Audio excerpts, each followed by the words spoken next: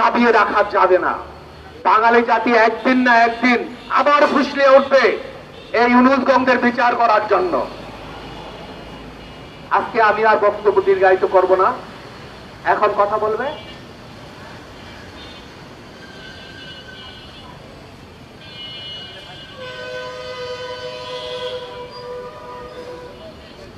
প্রিয় দেশবাসী।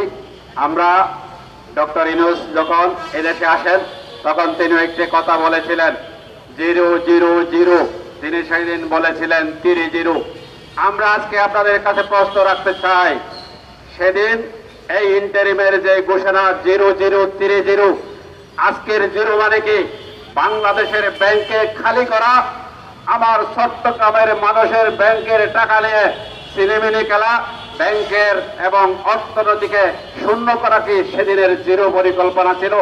আজকে আপনাদের কাছে প্রশ্ন রাখতে চাই, 000 সেই 0 কি বাংলাদেশের স্বাস্থ্য ব্যবস্থাকে শূন্য করার জন্য ঘোষণা করা হয়েছিল? সে কি আমাদের 0 একটি 0 ছিল বাংলাদেশের স্বাস্থ্য ব্যবস্থাকে ধ্বংস করা?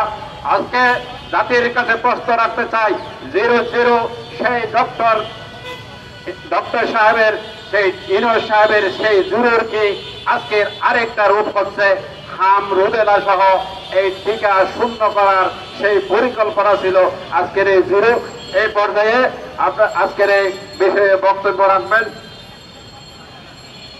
শান্তা পারজনা।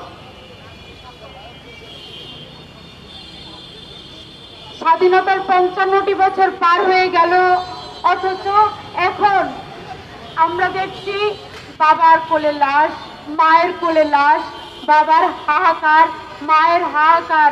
হাসপাতাল থেকে হাসপাতাল ছুটছে আমার বাবারা, হাসপাতাল থেকে হাসপাতাল ছুটছে আমার মায়েরা, কিন্তু এমন বাংলাদেশ পাওয়ার কথা ছিল না।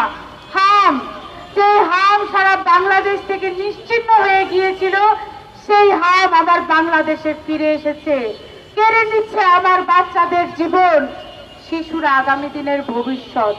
অথচ এই নোবেল বিজয়ী ইউনূসের ষড়যন্ত্রে আগামীর ভবিষ্যৎ ধ্বংস হয়ে যাচ্ছে। প্রতিদিন আমার বাচ্চারা মারা যাচ্ছে, কাতরাচ্ছে বাবার কোলে, কাতরাচ্ছে মায়ের কোলে। অথচ এই নোবেলের শান্তি বিজয়ী এই ইউনূস সাহেব দেশটাকে বিক্রি করে দিয়েছে আমেরিকার কাছে। কোটা না বলতে বলতে তিনি তার বাস্তবিক কোটায় স্বাস্থ্য উপদেষ্টা হিসেবে নূরজাহানকে বসিয়েছিলেন। এই নূরজাহানের কি যোগ্যতা ছিল? তিনি তো একজন ব্যাংকার ছিলেন। ব্যাংকারকে কেন তিনি স্বাস্থ্য উপদেষ্টায় বসিয়েছিলেন? এই ইউনূস, এই নূরজাহান গম সবাই মিলে হামের টিকা আনেনি, আমার দেশটাকে ধ্বংস করে ফেলার পায়তারা করেছে, যার ফলশ্রুতিতে 2026 সালে আমরা হাহাকার দেখছি। কদিন পরে আসছে ঈদ, অনেকে গরু কিনছে, অথচ একটাবার ভাবেন যে বাবার কোলে শিশু কাতরাচ্ছে, গগন বিদারী কান্না, যে বাবা পারছে না আইসিইউর বিল দিতে। আমার খেটে খাওয়া মানুষগুলোর পক্ষে 1 লাখ, 1.5 লাখ, 2 লাখ টাকা দেওয়া কি সম্ভব? এই তারপরে বাচ্চাটাকে বাঁচানোর জন্য, কলেজার টুকরাটাকে বাঁচানোর জন্য বাবা মা হাসপাতাল থেকে হাসপাতালে দৌড়ে বেড়াচ্ছে, কিন্তু পাচ্ছে না একটু আইসিইউতে কোনো সেবা।